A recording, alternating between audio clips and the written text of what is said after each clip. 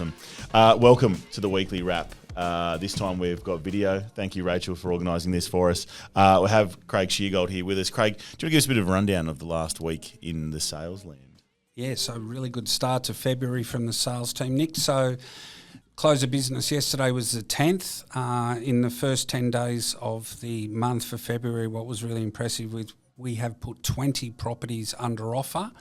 And in total, with some of the ones we carried over from January that still hadn't exchanged contracts yet, we have a total of 40 properties under offer. And they're not auction properties, they're primarily properties that either didn't sell at auction or were private treaty properties. So a lot of buyer activity in the market as we stand here, or sit here, would you believe? Yeah, no, it's awesome going through that. And it's just showing there's activity around the place, which is really cool. One of the things you want to do is also welcome to the team Adam Heading.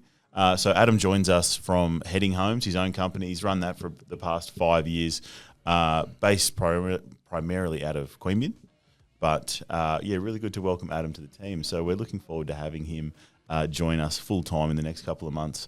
Thoughts around the market. So I was just having a look at what the banks are doing, Craig, over the last little bit last week. And NAB have moved their rates. So we're looking at just sort of like the practicality behind what a 0.25 reduction from them, in their fixed rates would be. And if you had two people that were earning around $80,000 a year, it would increase their borrowing capacity by around $20,000. Now, it sounds like it's a really positive thing, and I think some sellers would probably get the idea that maybe their house prices will start going up. But what do you think the practicalities around this actually is?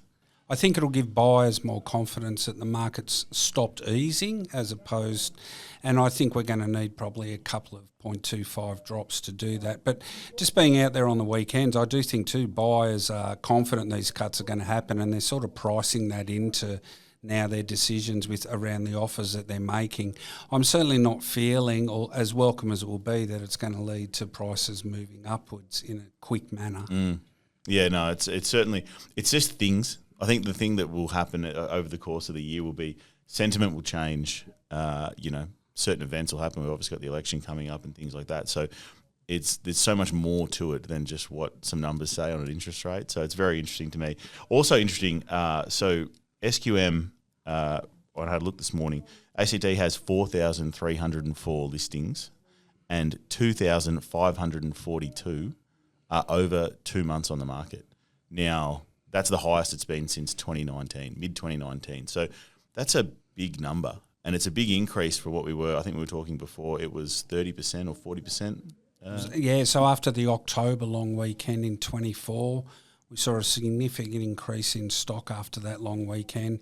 And in that given week, the stock levels jumped by about 20%, and there was around 38% of those listings had been on the market for 60 days or more. So, Nick, I know you just told me that figure before from SQM, and that is obviously a concern. I know there's, we potentially lost 2 or 3 weeks over that Christmas period where the days on market can sort of grow pretty quickly without any activity, but that does equate to literally 59% of the property that's on the market in the ACT has been there for 60 days or more, and that's a concern. And you think you talk about easing market too, there is a higher propensity of people just to take the route of a private treaty sale, where it probably makes a little bit more sense to go down that auction path. Well, that's a great point, because making that apples with apples comparison, and particularly for our agents in having that discussion with potential vendors. So even when the clearance rate, and we've had a good start to the year, the clearance rate last week when we had the big event was closer to 60%. But when we're looking at a private treaty, so much of the stock, almost 60% not selling within the first 60 days. I think it's really important that we're having that discussion with our vendors about not just looking at a clearance rate, looking at, well, if we go down the other track, what can we reasonably expect? And particularly, and I know I was just saying at the sales meeting, boy, if you've had I've been lucky enough, I've never had a home on the market for 60 days, but that would be really hard work. And for a lot of families, and getting the homes ready and having the open houses and being there for a couple of months or more would just quite simply be exhausting, I would have thought. Yeah, exactly. You want as least time as possible on the market. So interesting stats there. Hopefully it was useful for everyone. Thank you for joining us this week for the wrap. We'll be back next week with some more info about what's going on at Luton. Thanks so much.